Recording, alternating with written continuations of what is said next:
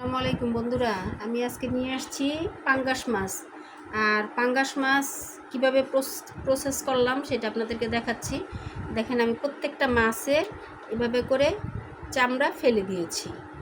চামড়া ফেলে একটু কাঁটা চামচ দিয়ে গুটিয়ে নিয়েছি এভাবে করে। তারপরে লেবুর রস দিয়েছি। এখন দিয়ে দিব লবণ। এভাবে আমি ঘন্টাখানেক ম্যারিনেট করে রাখবো, তারপরে ধুয়ে নিব। এভাবে করে একটু করেছি যাতে লেবুর রসটা ভিতরে যায়, তাহলে পাঙ্গাস মাছের যে গন্ধ থাকে ওটা থাকবে না। আর এই ক্ষেত্রে দেখেন, আমি পাঙ্গাস মাছের চামড়াগুলি এভাবে ছুলে নিয়েছি। তো এভাবে রান্না করলে কেউ বুঝতেই পারবে না যে এটা পাঙ্গাস মাছ না অন্য কোনো মাছ। প্রত্যেকটা মাছকে আমি এভাবে করে নিয়েছি। দেখেন, প্রত্যেকটা মাছের আমি চামড়া ফেলে দিয়েছি। করে খাবেন, দেখবেন যে পাঙ্গাস মাছের টেস্ট অন্যরকম হবে। দেখাচ্ছি পাঙ্গাস মাছ কীভাবে রান্না করব সেই প্রসেসিংটা। আমি এখানে পেঁয়াজটা আলাদা রেখেছি, পেঁয়াজটা মিশাবো না। পেঁয়াজ বাটা যেটা, এখানে আদা রসুন, শুকনা মরিচ বাটা,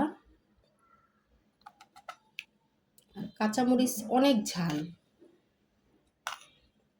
এখানে আছে কাঁচামরিচ বাটা, সবগুলি হাফ চামচ করে, চা চামচের হাফ চামচ করে দিচ্ছি। এখানে আছে হলুদ বাটা, ধনিয়া বাটা,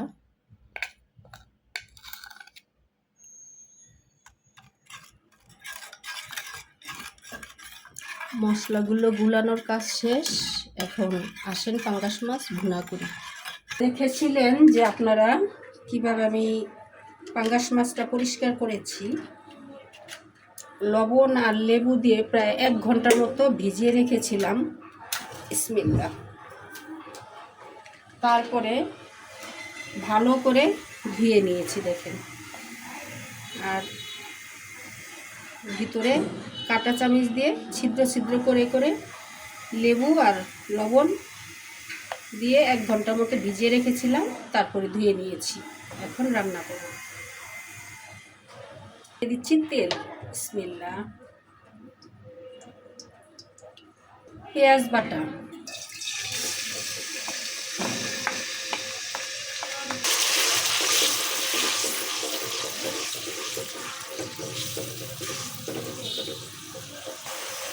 জিরা বাটা, একটু হালকা লাল লাল করে ভেজে নিব।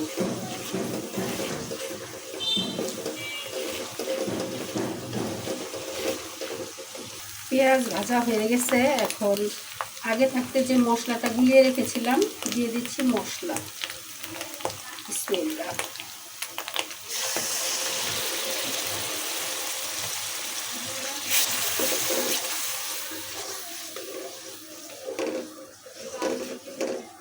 এখানে আছে কাঁচামরিচ বাটা, শুকনা মরিচ বাটা, পেঁয়াজ বাটা, রসুন বাটা, আদা বাটা, অল্প অল্প অল্প অল্প আর কি দেওয়া। তারপর হলো ধনিয়া বাটা, সব একসাথে করে দিয়ে দিয়েছি। তো মশলাটা কষিয়ে নিব। মাছ। বিসমিল্লাহ।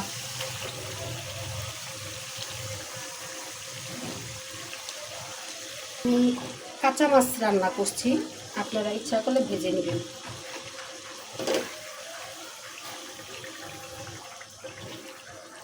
একটু তেলও মাছটাতে নাই, এই জন্য ভালো লাগছে। পাঙ্গাস মাছের তেল থাকলে একটু গন্ধ গন্ধ লাগে। মাছ কষানোর জন্য অল্প একটু পানি দিয়ে দিচ্ছি। বিসমিল্লাহ। 5 মিনিট পর আর একটু লবণ লাগবে মনে হচ্ছে, আর একটু লবণ দিয়ে দিলাম।